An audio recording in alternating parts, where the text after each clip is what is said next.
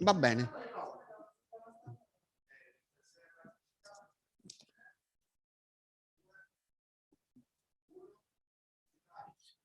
Good morning, everyone. I'm Giambattista Dagnino, and I welcome you very warmly to this SIMA second day central panel. Let me say this is a central panel this day because of, at least of this morning, because we give it a lot of importance. And let me say also that I'm not a Manchester United fan. I'm sorry.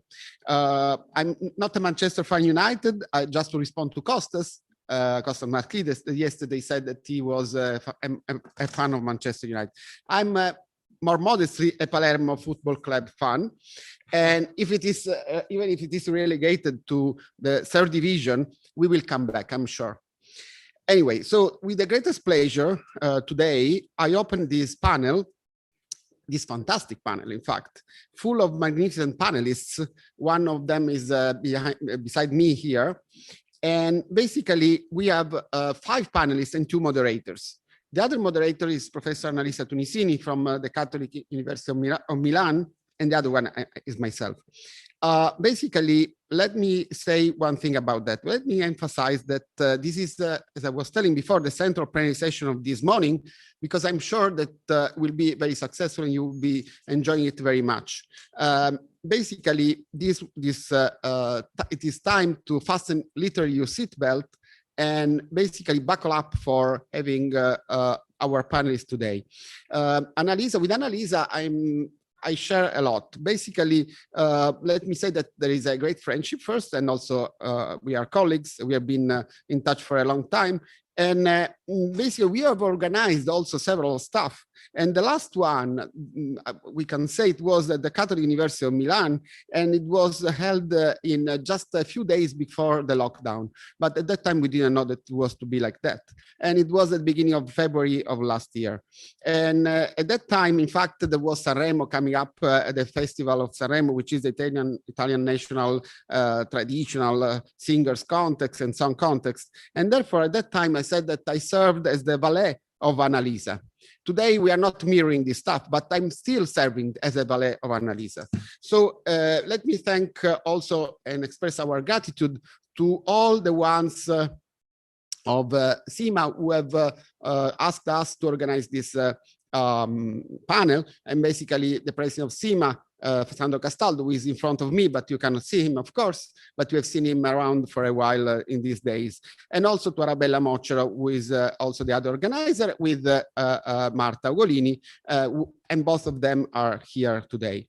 And basically, I want to thank a lot, also express my gratitude to our panelists, who have immediately married this endeavor and have, in a way, accepted to participate. We have shared also with them a lot because we have had a couple of rounds of interactions before this day.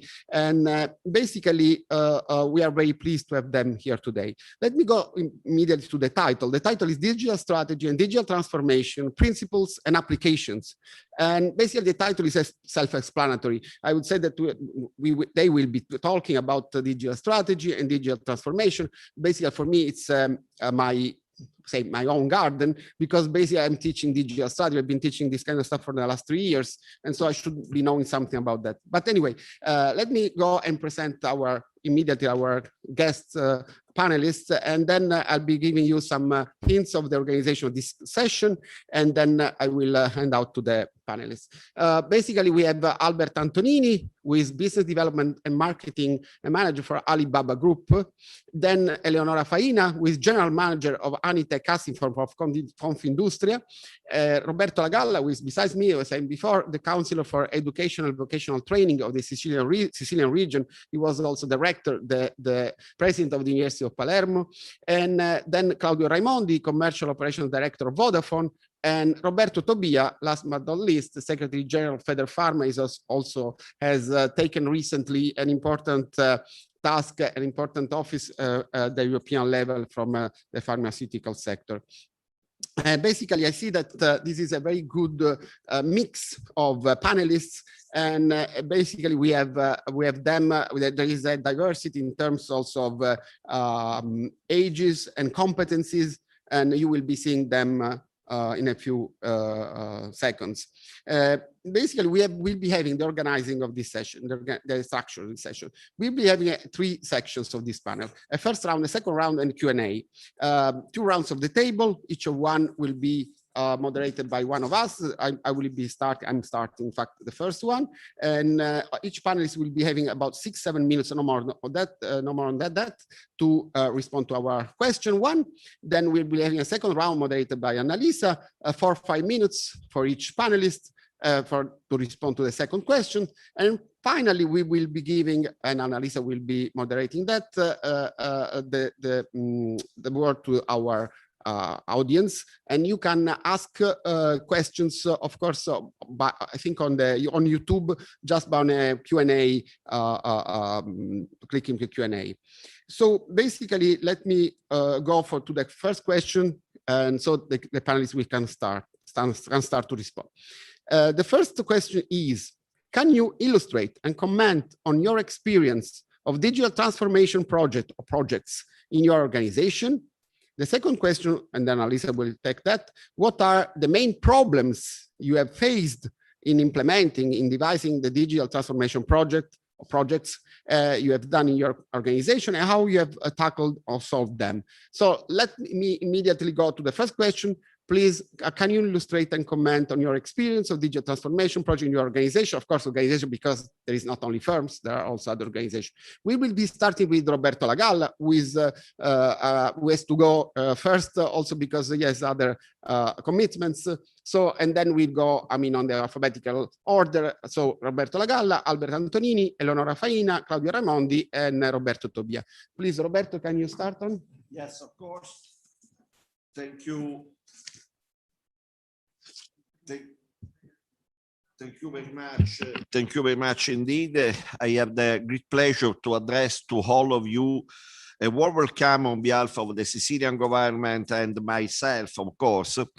I like to thank my dear and ancient friends, Professor Dagnino, Professoressa Mocciaro, and Professor Amenta, for inviting me to this important meeting of the Italian Society of Management held in Palermo. And I have some days ago, I was invited to a meeting of an international society concerning the changement in learning and in teaching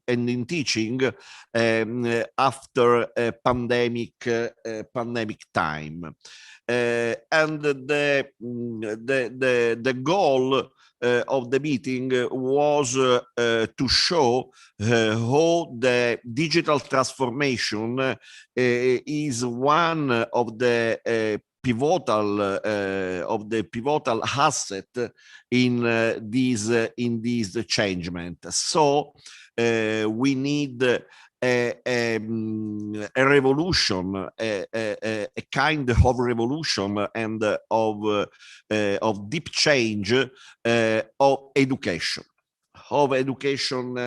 Not only in Italy, but I think worldwide. We have to make an analysis of the new standard in education at all the level of education, from the primary school to the university studies. And the COVID disease is, in my opinion, is the start of a new historical time. There is something before, and it will be something after. And what will be after is very different from what it was before.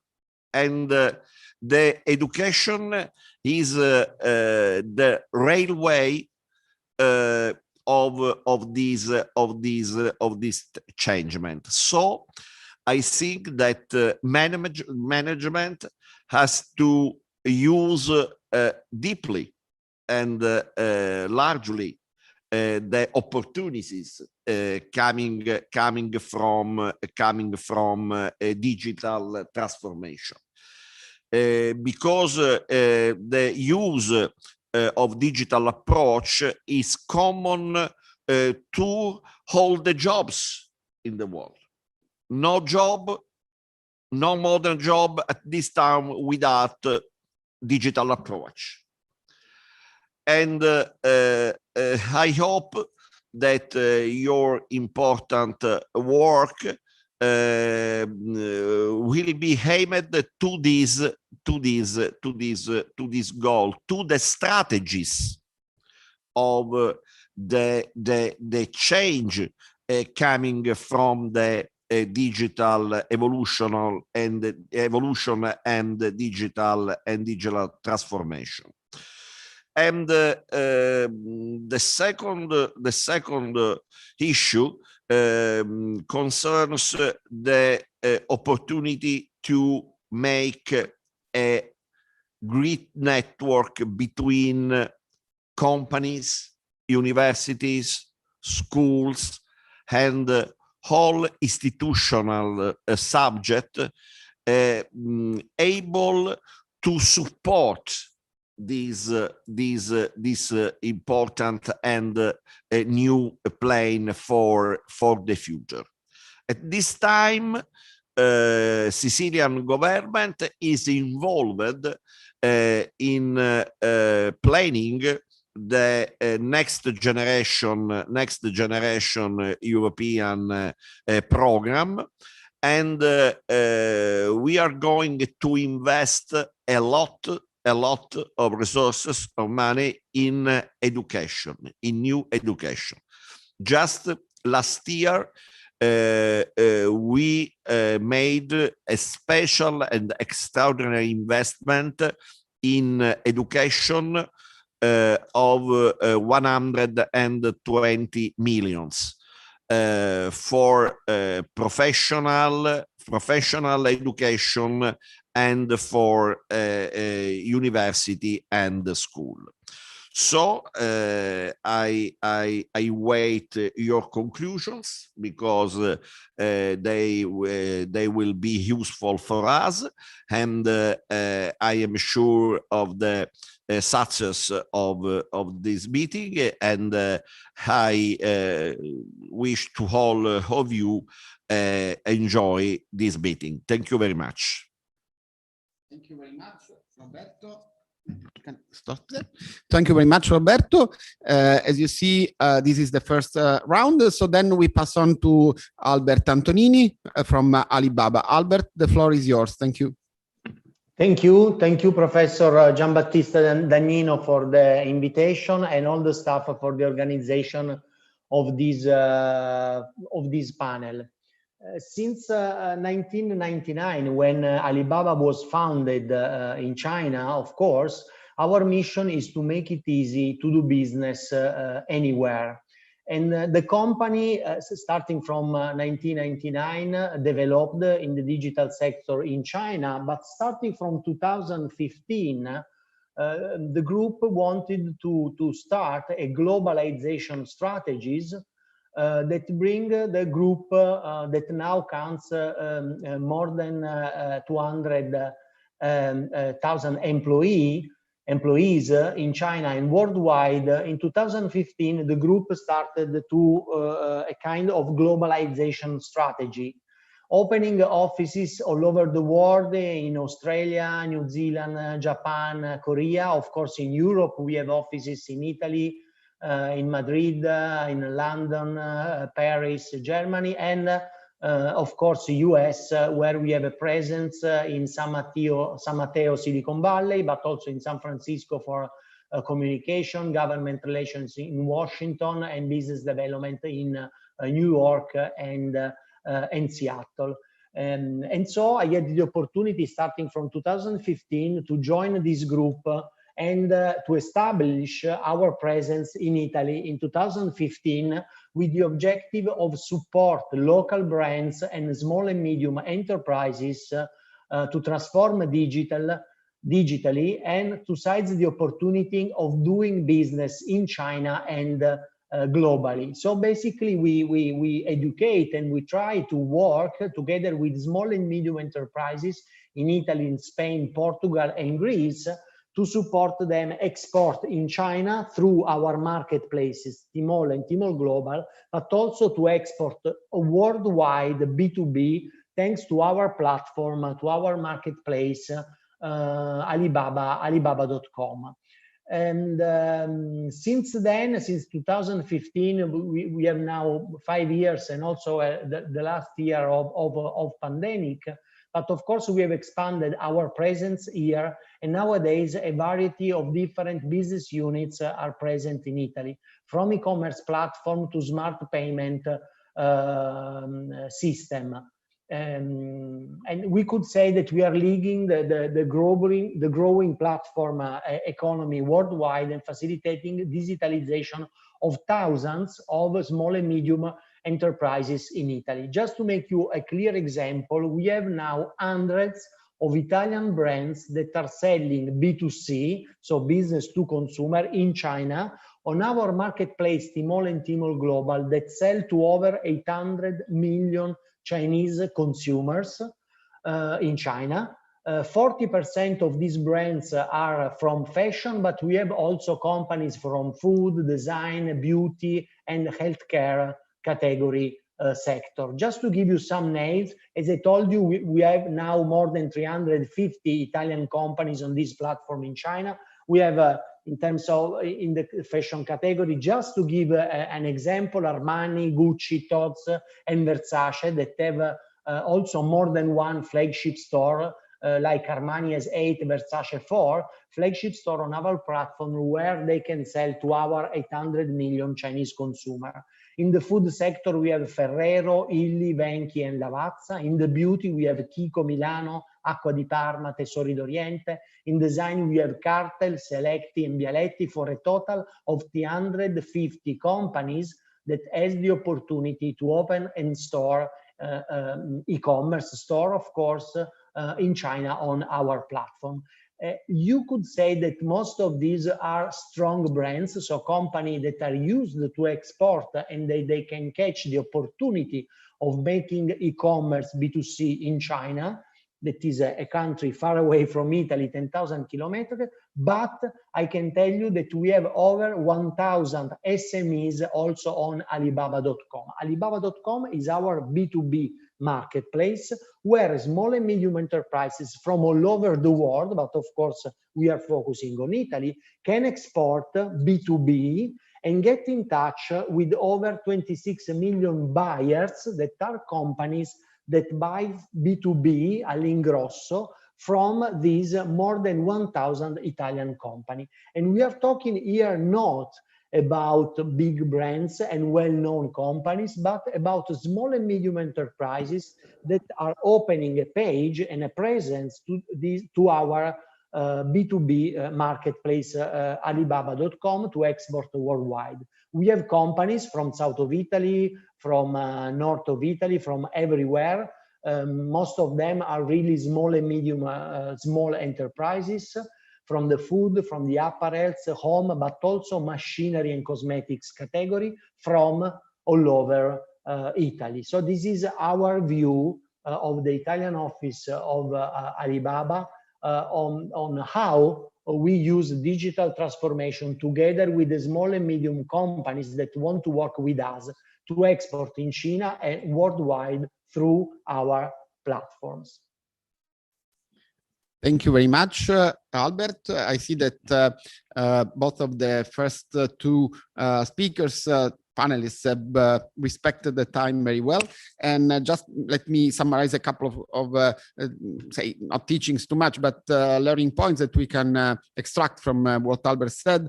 First of all, that probably Alibaba has been sort of shortening the digitalization and internationalization process, especially as we talk about the East route or Eastern route, the China route of Italian firms, especially small and medium firms, but not only. And second, that basically they have are covering especially in B2B, most of the sectors, industrial sectors that we have. So they are spanning through sectors and different sizes of firms. Okay, so let me go then to Eleonora Faina of Anitec-Assinform. Eleonora, are you there? Yes, here I am. Okay, perfect. Thank you very much for coming. And she's the youngest one by far today, I think. So when I was saying there is a different competence, ages, and of course backgrounds and of organization, kind of organization. So Eleonora, can you talk about your experience, please? Yes. First of all, thank you for your kind invitation. It's a pleasure to be here today. And forgive me for my short delays in connecting this morning. But first of all, I want to say you that Anitec-Assinform represents the trade association. We adhere to Confindustria. We represent ICT company based in Italy. So we represent the worldwide companies, as you can say, Microsoft, IBM, and so far, and all Italian small ICT companies and big companies. Our experience is to have a very solid experience in digitalization. So the new wave is, can you say, we are embedded in the digitalization right now. So we are leading the market in a certain sense. And our experience is a good experience of all. First of all, our companies are all digitalized. They're able to work wherever in the world. They are connected to each other. Their experience platform, as Alibaba says before, Mr. Antonini says before, everyone in our market and in our companies are used to work with the long value chain. So they work with different companies at the same time. They support small and medium enterprises in sustain and afford the digitalization cost they're experiencing right now. They enable actually the market in Europe and in other countries and Italy as well. And our experience, a good experience. First of all, we support cloud experience for every public administration, for small medium companies, for big companies. So in our opinion, we are in a good wave of transformation. We do not have any shock in the last years, considering the effort all the companies are doing to transform their behavioral. And in a certain sense, we are the infrastructure that habilitate the others companies to change their way to produce in the manufacturing sector, for example. Can you imagine all the transformation that habilitate Industria 4.0 in this Industry 4.0 that's transforming the way manufacturing is producing goods and products for the market. Anyone is experiencing in machinery companies, then they do know they should change the way the data are shared all around the countries. So everyone, and also the workers, are in a different path in the last 2 years. So what we can say that in our experience is a not very shock change in the way we work and we produce. As you can imagine, big companies are working in Italy and the United States at the same time do have a normal behavior considering the time and the work and the support they give to different countries' development in digitalizing their companies and their public administration. So our experience is so good for the sense. Maybe we can discuss in the second questions how the others are reacting considering the cost of digitalizing, their way of producing and the way of organizing the work and the workforce in the last 2 years. Thank you very much, Eleonora, also just in time. And thank you for, giving us also some hints about the cost of digitalization and also the fact that machinery companies or firms, they also operate in, between Europe and America. I would go to Claudio Raimondi. In fact, I have to, in a way, self-correct because Claudio is also, it's a tie. Basically, it's more or less the same age of Eleonora. Anyway, so he's on a fast track. I would say I'm a CEO of Fast Track because we interacted a couple of months ago. Is also very young and growing up in terms of executive and manager. So Claudio, can you share with us your experience, please? Yes, first of all, thanks for having me invited today. And I'm sure Eleonora looks much younger than me. Anyway, my experience is, let's say, very diverse. So I worked in industrial companies. Previously, then I worked at Vodafone, so telco industry. And then I worked at eBay, which obviously it's a digital marketplace. And I had the opportunity of seeing different digitalization and different digital strategies applied to different industries.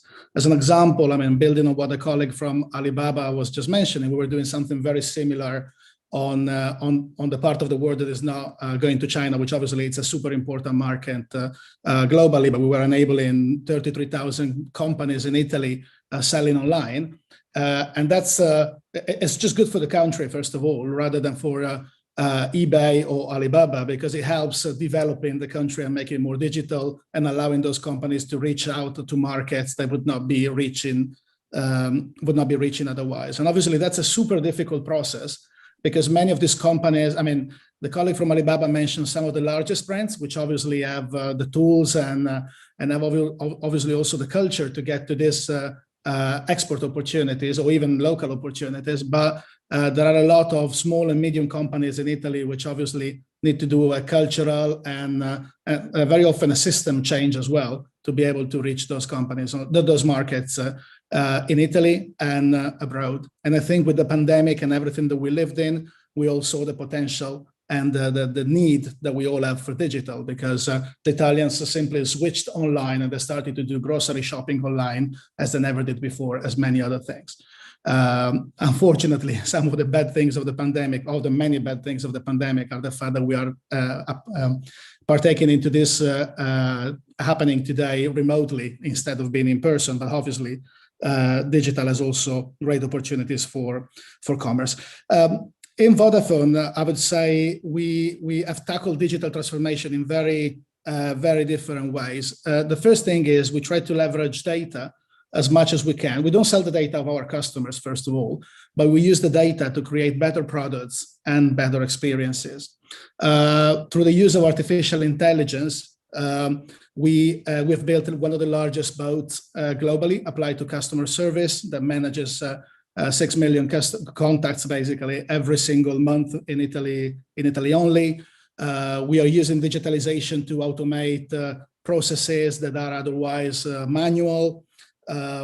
We also use, let's say, the opportunities behind big data and real-time marketing and artificial intelligence, again, to have an omnichannel approach towards our commercial and marketing strategies to make sure that we offer the right things to the right customers at the right time, obviously through the right channel.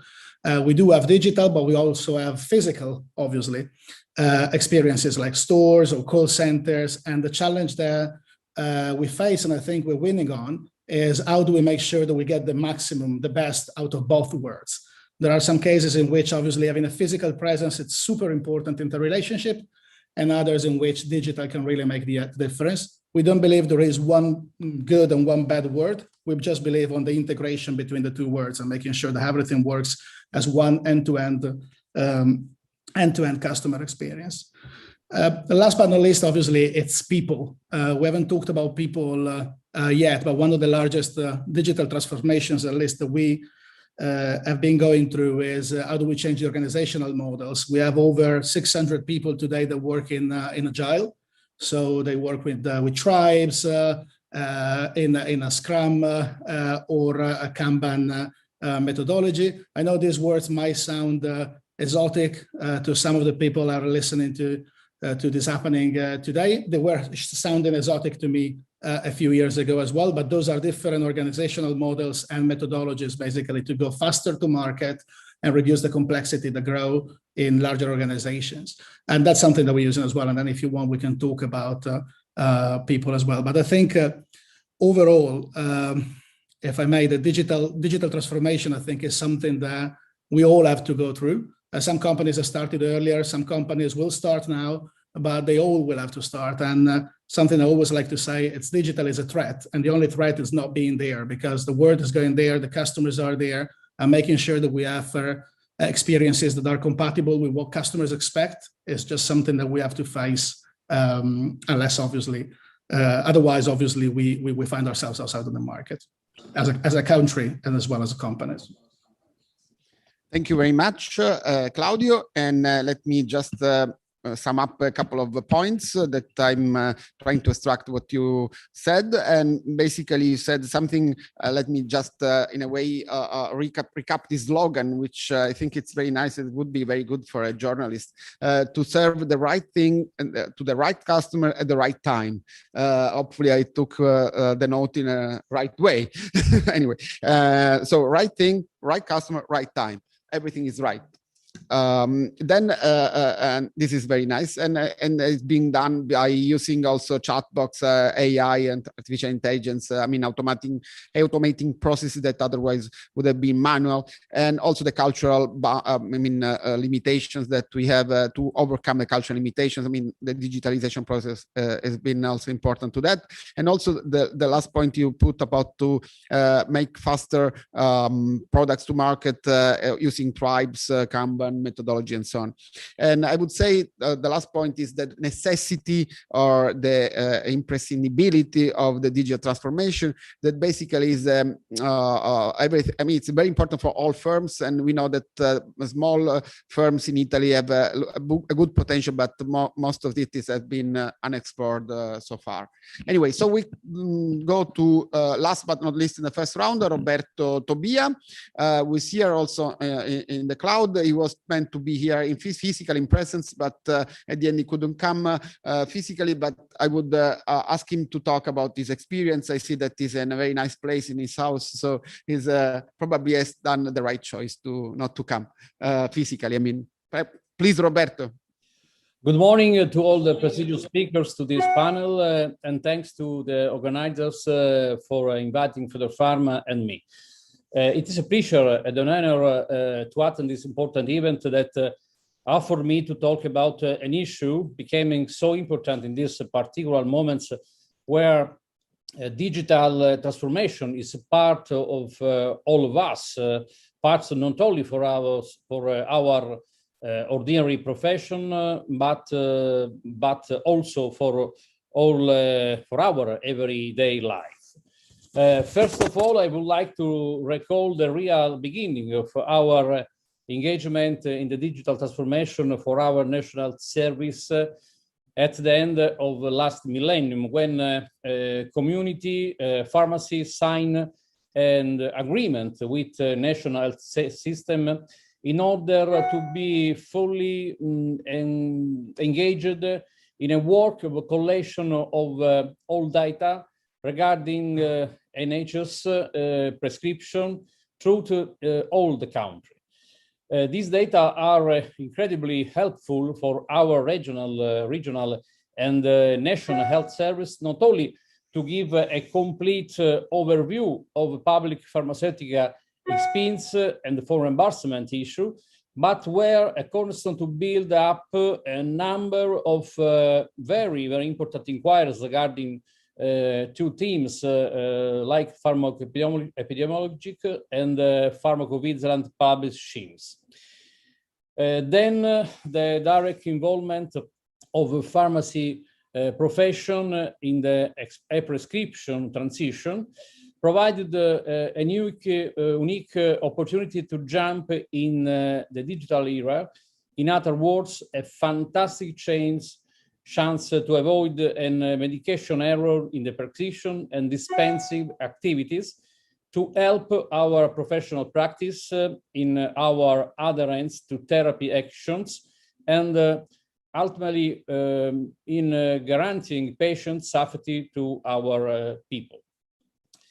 The latest data show us then that 91% of Italian prescriptions are not more in paper format, but completely dematerialized.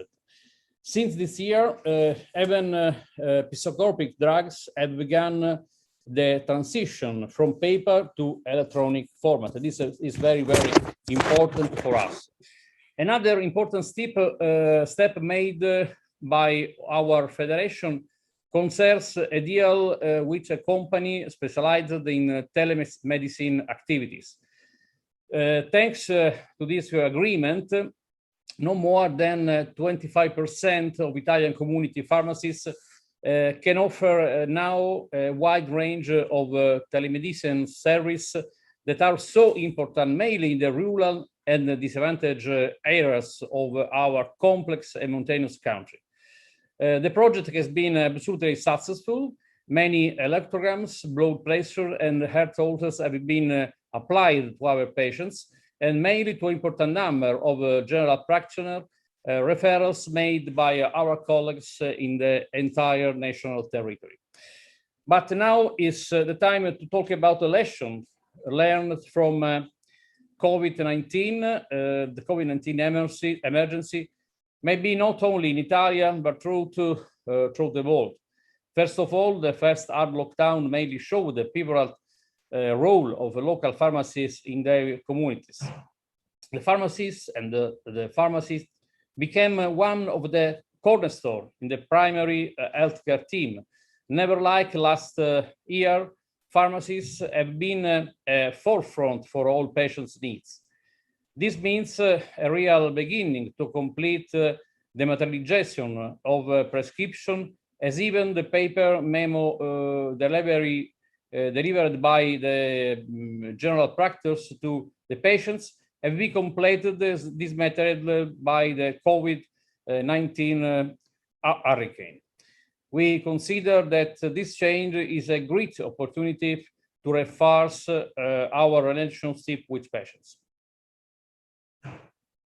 Thank you very much, Roberto. And also from that, we have nice points to understand and to reflect on. Let me just say a couple of words, and then I will hand it out to Annalisa. First of all, I thank all the speakers for being as timely as possible, as concise, as precise as possible, not only to stay in their time, but also to share their wisdom. And I think it's been for me still a great experience to be here with you today. And I hope that this is only the first one or the beginning of many panels on the same topic or related topics. And so we go through the intersection between management and practice. We need to involve also the managers, the practitioners, the consultants, entrepreneurs, the politicians, especially also policymakers, and to share with us. And I think this is a very important point in our development, the development of our community. So I will immediately hand it out to Annalisa. Annalisa, the floor is yours for the second round, and then for the Q&A. Thank you very much for being with us today, and please stay on. Thank you, Giambattista. Thank you to all the panel members. I heard a lot of good news, I could say, because maybe that Italy is far more advanced digitally than what is expected. And the digital transformation path is for sure a fundamental step, and also, of course, is quite challenging, because an actual digital transformation process demands not only investments in new technologies, but it's a broader questions of changing minds, having new strategic visions, structurally change the organization, having new perspectives to markets, to customers, rethink the internal skills and professionalism. So the path is long and is not without obstacles. So I go to my question for all of you, that is, what are the main problems that you have faced in the digital transformation projects of your organizations, and how you have tackled and solved them? I ask first to Albert Antonini to answer. Thanks.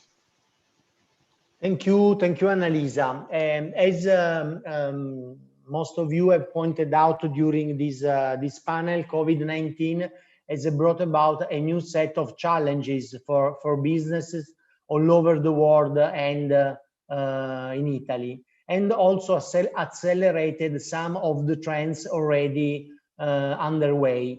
Also, unfortunately, but also luckily maybe, it highlighted which companies were more or less ready to face such unprecedented circumstances. And it's clear now the importance of digitalization of SMEs. But as you know, digital transformation is not an overnight process, and it takes investments and long-term vision. And as Alibaba, as an ecosystem of marketplaces, among other things, we do work with thousands of brands and small and medium enterprises all over the world and in Italy. So we are very familiar with their challenges, because we work together with them to try to solve this issue and challenges for them. Also because, I mean, small and medium enterprises are the foundation and the driving force of the economy and also of our ecosystem, because considering that we are a pure marketplace, we exist and we make business thanks to these small and medium enterprises that basically use our marketplaces to get in touch and to make business among them.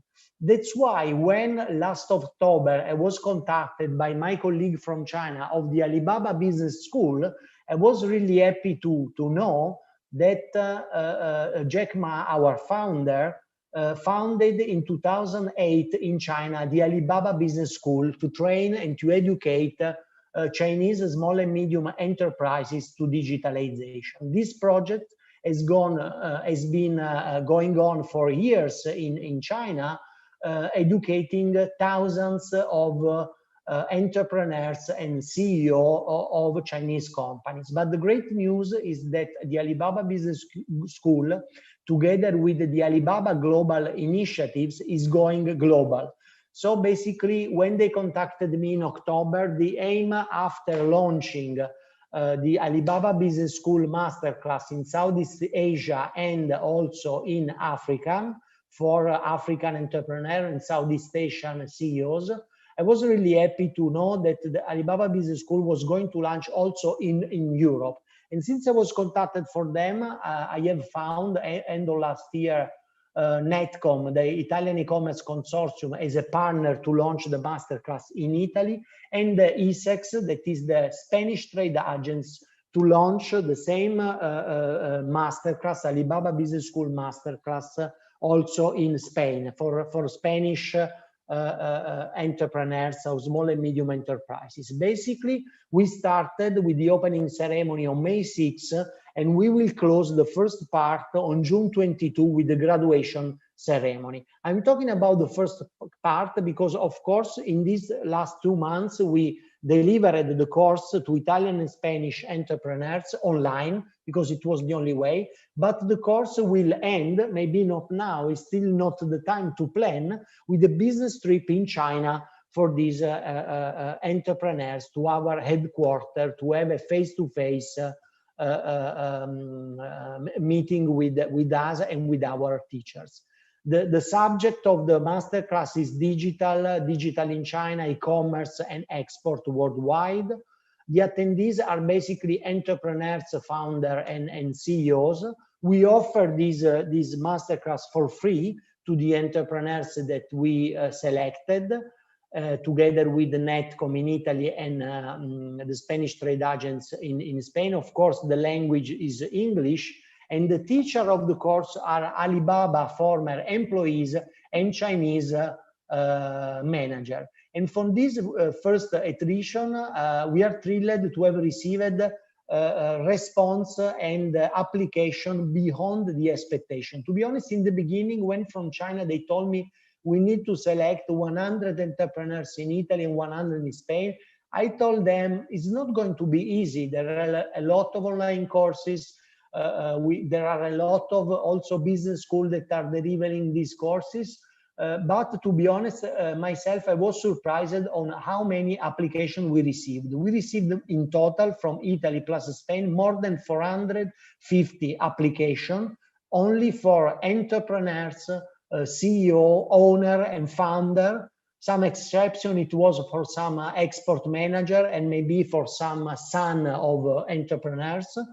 but we received more than 450 applications, but we accepted to the course only 200 entrepreneurs, so 100 from Italy and 100 from Spain. And I am very proud also about the female representation, because we have around 35 of the total number of entrepreneurs are female Italian entrepreneurs. So with these initiatives, we think that we aim to build the future of digital business leaders and digital facilitators, we could say, and who can basically influence the strategic vision of the company in the long term, and benefiting also from the digital and trying to transform their companies in the future. Of course, it's just a drop in the ocean, it's just an effort to try to digitalize, but I think it's an initiative that goes in the right direction.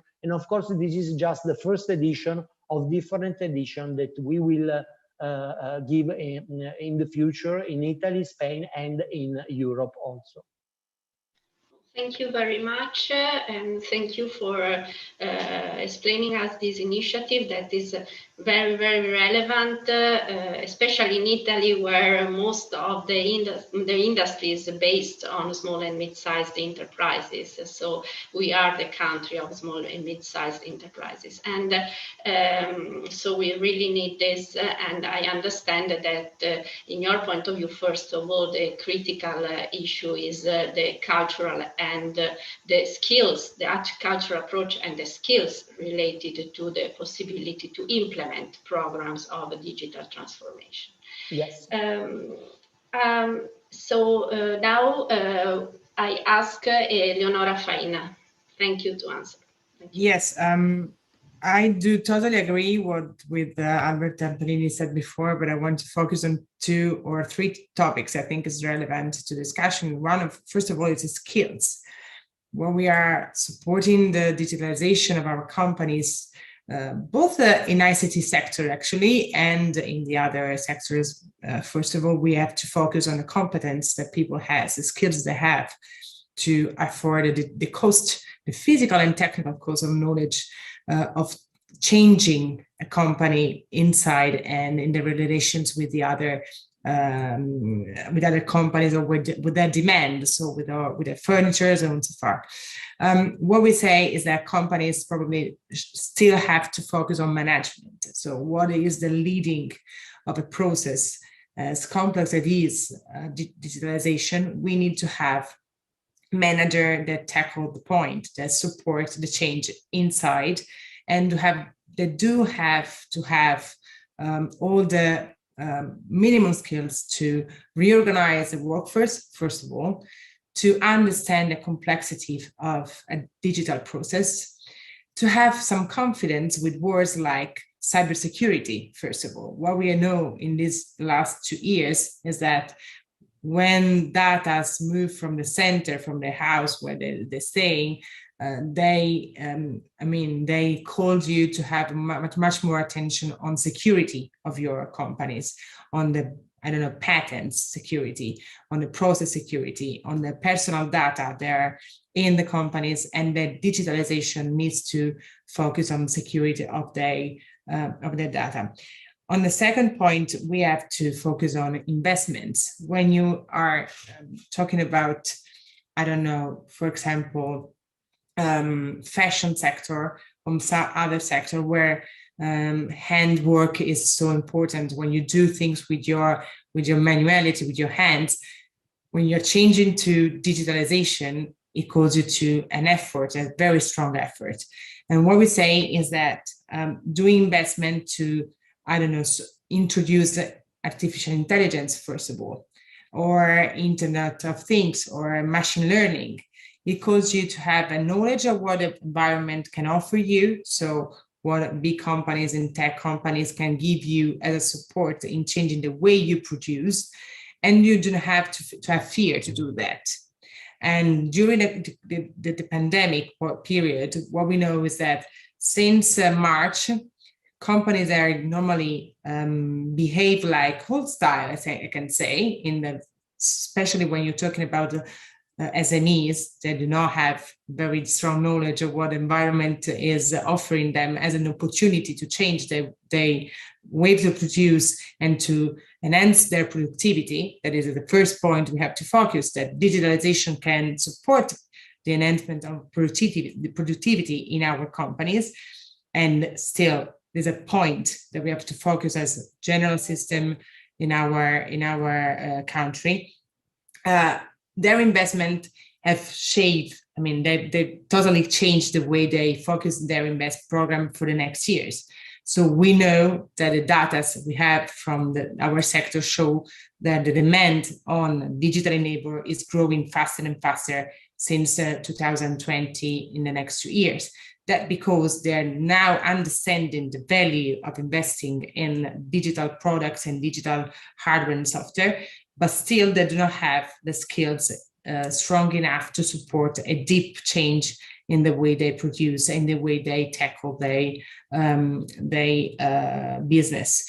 So our expectation is to have a much more cooperation in the public and private sector to focus which are the skills that companies need to focus on, to create an environment of workforce that will help the digital transformation in the next years, and also to change the way we think of investment as a priority. So to focus on what is important, still very important to catch the wave of digital future in our companies. That's why we think that Italy have a very, very big challenge ahead. The next 2 years will be, I think, I don't know, probably a changing point for our future of our productivity and to really catch the growth we expect to have thanks to the, positive environment that all the Europe is supporting in the next 5 years.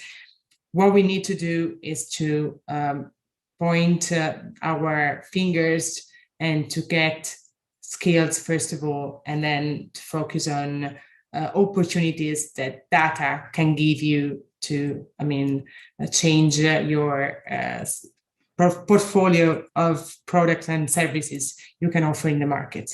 It's not just e-commerce. That's a very big point, but it's not just e-commerce. It's much more than this.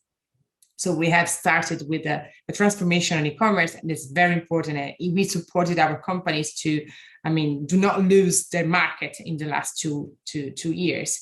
And it was fundamental not to lose our share in the market in the global areas. But now we have to go deeper and deeper. We have to go deeper in the processing. We are changing inside. We call it to be a partner with public administration. We know with that the change around us is still important as well. So it's not just a question of top companies, but it's still a question of, business environment. We still have to support our changing inside. And secondly, we have to focus on the future of work. So we have to focus on skills, digital skills, STEM policies to support companies inside. That's it. Thank you very much. So the next 2-3 years will be fundamental for us. And fundamental is also to have a strong commitment by the entrepreneurs that need to capture the importance of this transformation, and a strong commitment also to promote, as I understand, public and private interconnection. So thank you for this very important points. Now I'll leave the room to Claudio Raimondi. Please. Well, thank you. Well, in terms of problems that are faced during digital transformation, I'll start with what Eleonora was closing on. I'll start with data. There is no company that was born more than 15 years ago that is being designed to be digital. And so all those companies, including ourselves, have to change or had to change. Starting with data. Very often data are silos. They are placed in different areas and very difficult to put together. Part of the digital transformation is having a one point where all the data are together. Here at Vodafone, we developed a data lake, basically. We put all the data together. We hired new people that are able to work with those data, which are called data scientists. And those are figures and professions that we didn't have in the past. And then since a few years ago now, they're part of our lingo and our culture. I'll go from the easier to the harder one. The second one, which is again the second easiest one, are the systems. Very often, it's what the Americans call the spaghetti architecture, right? So the technology of these the large companies are, it's very complex, stratified, and with systems that are not designed to offer an end-to-end customer experience because they've been layered over times and have been developed without an overall, let's say, an overall design that puts the customer at the center. And that's true, I think, for the vast majority of the companies out there. And this was true for us as well. We've undergone a very brutal digital transformation. We invested heavily on the systems that we have so that we are set up for success for the future. But that's something super important to do because that's the platform on which you can build your digital transformation. The third one, if we talked about the data and the technology, I think the third one, and we're starting to get into the complex things, are processes. The vast majority of the processes that are out there have not been designed to be digital. They have manual interactions, they require paper documents, or they're not leveraging the latest technologies. Just imagine what you can do with speed in Italy, you know, the digital identity that we have for the public administration, and just be aware, and I know you are if you live in Italy, of all the things that you cannot do with speed at the moment, and it doesn't make any sense. So I know there are people out there that are trying to change this, and this is super important for the public administration, and obviously it's super important for companies and customers as well. So it's all about redesigning the processes so that those processes are relevant in the world in which we live in. Customer expectations have risen a lot over the course of the last 10 years, and we need to make sure that us as companies match those expectations and beat those expectations. And the hardest one probably, it's people, it's culture. And when I talk about people and culture, I see two things here. One is skills, as Eleonora, I think, or Albert were mentioning earlier on. Super important to get the right skills. And in some companies, those skills are not present. So we need to find a way either to attract those skills or get someone to help us. In our case, what we decided to do is, given that we are a tech company, that we strongly believe in digitalization, we actually did a very heavy investment on skills and hired other professions that we did not used to have 10 or 15 years ago. The second, I think, it's the organization I talked about earlier on. The organizational model and how are we set up make things easier or more complex in terms of go-to-market and speed and being able to work with digital platforms. Ourselves have decided to go for a leaner organization where we have, as I was mentioning earlier on, hundreds of people that are working with the agile methodology. The third, probably, which is the most difficult for the managers as well, for ourselves to set for the people, it's the culture of failure. Part of digital, it's experimenting, and experimenting means failing as well. We are very committed and very strong on the culture of fail fast. We don't want people to not fail, because if you're not failing, you're not testing, you're not experimenting. We want projects to fail fast when they do, so that we don't waste money on a project that does not work, but at the same time that we ensure ourselves that we are continuous to experiment and innovate. And the last one, I think it's dogmas, what we believe in as people. If I can take 1 second just to mention a personal experience. I have a very good friend of mine who's a small entrepreneur, and he used to keep all his data of the company locally, because we discussed that a lot, and I would say you should put everything on the cloud, it's much safer. But he counter-argued with me that, you know, if he had control of the data in his company, those data would have been safer. Unfortunately, 18 months ago, his company has been hacked. It was a ransomware, so they asked him money to get his data back. He didn't pay the ransom. He lost a lot of data about his customers, and you know what? All the data now are in cloud. So sometimes you need to go through a painful experience to realize that what we know, it's not possibly the best thing that it's out there. hopefully we can avoid going through painful experiences all the time, because it's costly for companies and for effectiveness of the digital transformation. That's it. Thank you so much.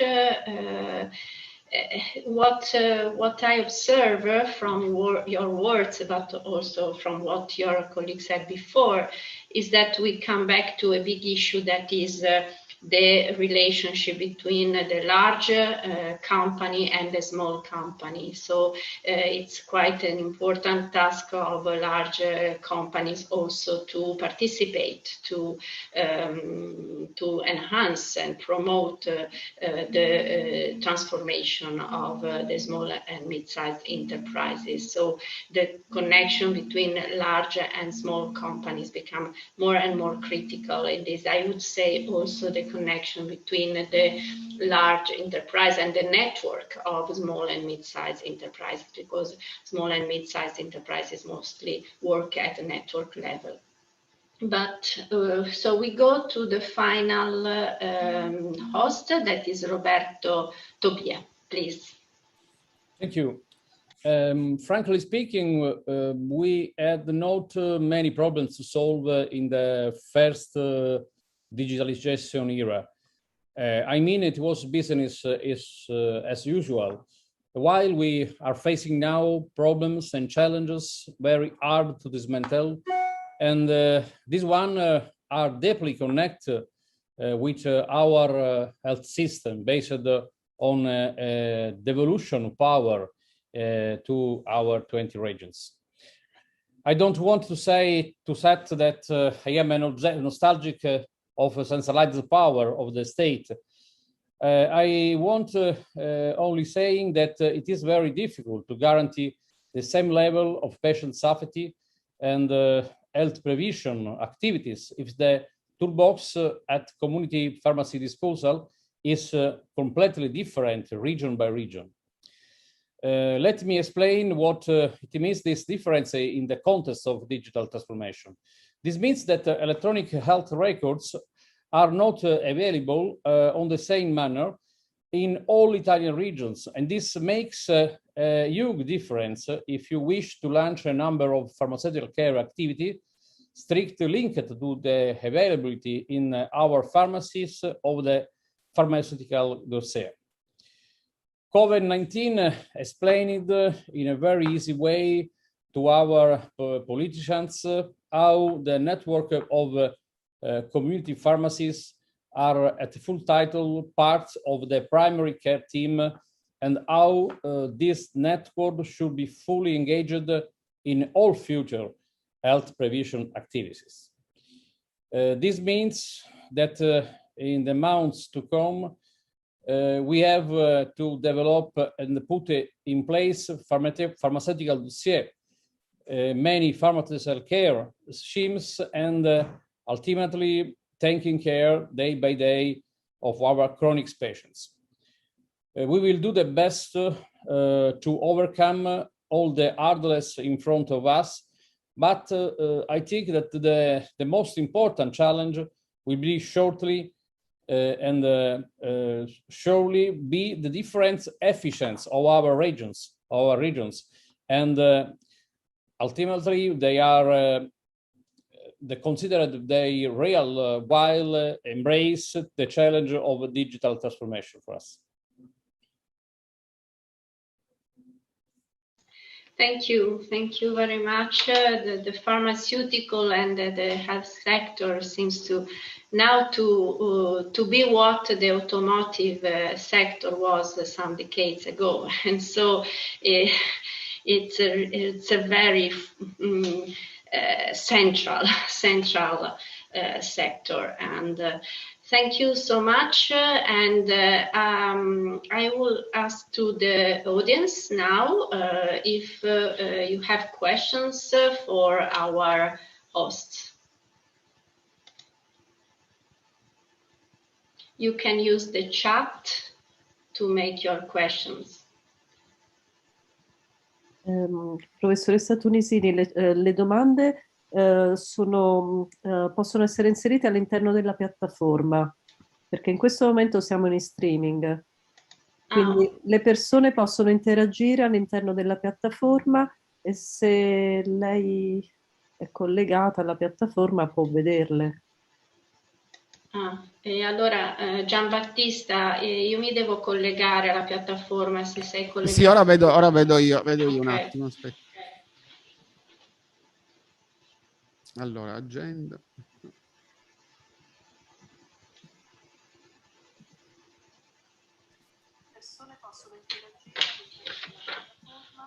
Sì, ma al momento non ci Q&A. Sì, c'è una domanda per il. Sì. There is a question to Albert Antonini. For B2B services, how much important are logistics problems and which Alibaba solutions are there for very small firms? So logistic problems and Alibaba solution for very small firms. Yes, that's a great question, and thank you. Of course, it's correct when a small and medium enterprise for Italy goes for exporting worldwide, no matter if digital, no matter if with Alibaba, face a lot of challenges, and one of them, of course, is logistics.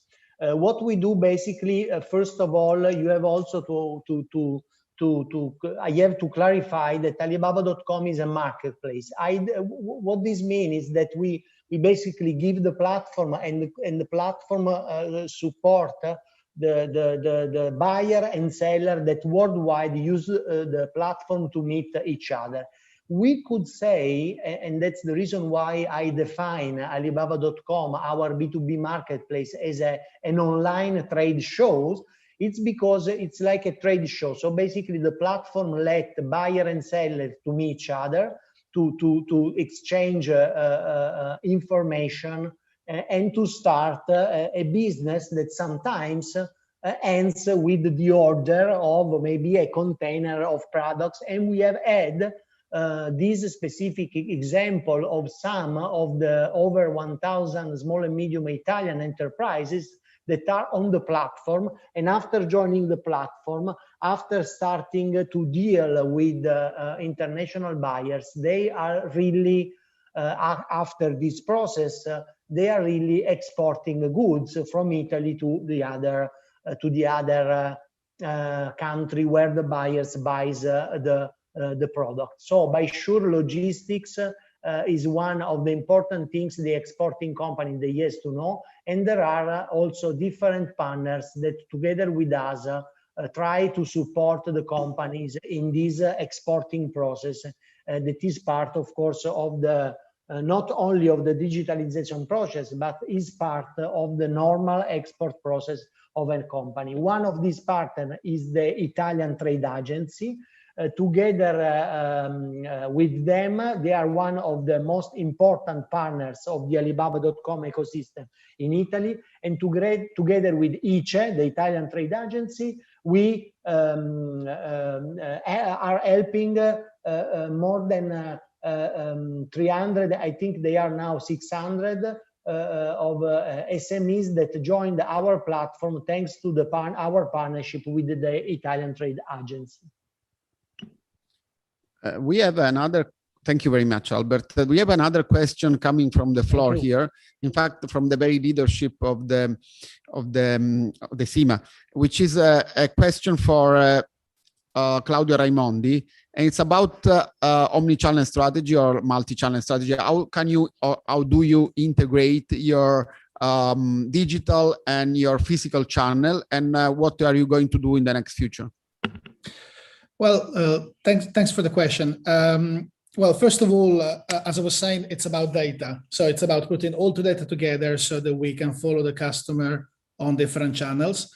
The second bit that we've been working on very, I would say effectively, is moving the, let's say, the procedure from within the channel to an overarching layer. So if every single channel will do things differently, it's very, very difficult to have an omni-channel approach, because customers obviously will move across channels and will have to start from the beginning. So we moved all the processes up one level.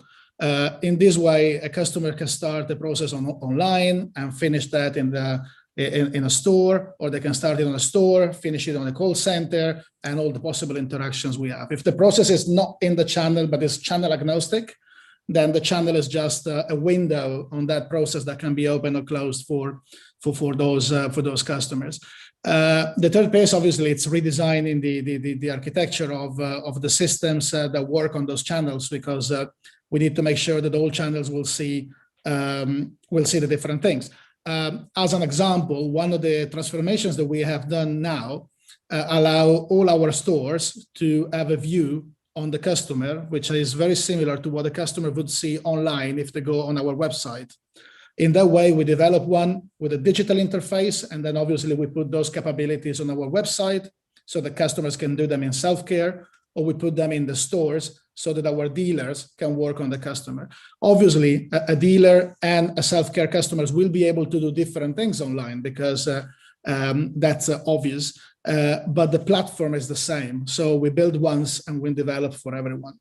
In terms of projects going forward, I can't comment a lot on the future, but there's definitely our idea is to integrate as much as possible the experiences, so to make sure that customers can do what they want, wherever they want, on whatever channel they want, and making sure that they can start something online and finish that in store, or they can buy something online and get it delivered from the nearest store, or pick it up in the closest store. Digital transformation is an enabler for obviously for companies to have a more even centralized approach in some cases, but on the other is also a very powerful tool to drive traffic to stores and to create new opportunities. Yes, we have another question this time for Roberto Tobia. Roberto, and is about the emergence of the e-commerce also in pharma, drugs and products. How would you see this emerging e-commerce in pharma, drug and products, and how would you again integrate the two channels? I mean, the multi-channel story, multi-channel strategy. So the e-commerce and the traditional channel of I mean the physical store, the physical pharmacy. Thank you. Io non lo vedo più Roberto fra I panelists. Ah. Sì, al momento non è visualizzato, forse è uscito, non lo so. Ah, non so. Ok, allora passiamo avanti. Allora. No, non lo sapevo. I thought it was still online.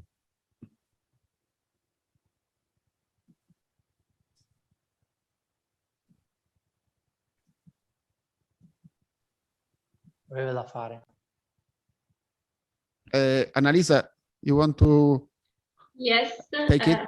Okay. If you have no other question, okay.